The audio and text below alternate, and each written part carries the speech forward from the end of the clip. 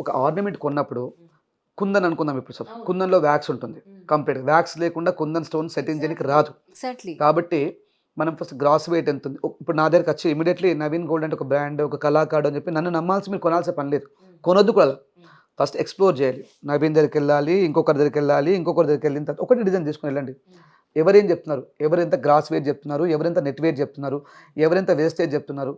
ఎవరు పర్టిక్యులర్‌గా వెయిట్‌ని మేనేజ్ చేస్తున్నారు? అన్నీ ఎక్స్‌ప్లోర్ చేసిన తర్వాత మీరు చిన్నగా రాసుకున్న తర్వాత అందులో ఎవరు బెస్ట్ అప్పుడెళ్ళండి. ఖచ్చితంగా ఆర్నమెంట్స్ కొన్నప్పుడు అందులో ఉన్న నెట్ వెయిట్‌కి మాత్రమే మీరు డబ్బులు పే చేయాలి.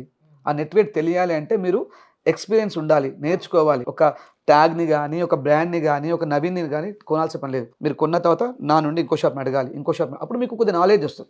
మినిమమ్ నాలెడ్జ్ వస్తది. పూర్తి నాలెడ్జ్ రాదు. ఆ నాలెడ్జ్ మీకు ఉపయోగపడతది కాబట్టి అమ్మేవాడు అరే! ఈ అమ్మాయికి సబ్జెక్ట్ ఉంది. ఈ అమ్మకి సబ్జెక్ట్ ఉంది కాబట్టి ఇంకాస్త మనం బెస్ట్ ఇవ్వాలి అని కోరుకుంటాడు. కరెక్ట్. కాబట్టి మీరు నేర్చుకుండి కొనాలి. మేమైతే గ్రాస్ వెయిట్ ఎంతుంది చూపిస్తాం. అమ్మ 150 గ్రాములు గ్రాస్ వెయిట్ ఉంది. 20 గ్రాములు వ్యాక్స్ ఉంది. కావాలంటే మా వర్కర్ దగ్గర నుంచి వచ్చే షీట్ కూడా చూపిస్తాం. ఇంకా నమ్మకం లేదంటే మీరు బిల్ పే చేయండి. మీ ముందు కట్ చేసి చూపిస్తాము. మేము చెప్పిన దానికి కరెక్ట్ ఉంటే మీరు లాస్ కావాలి.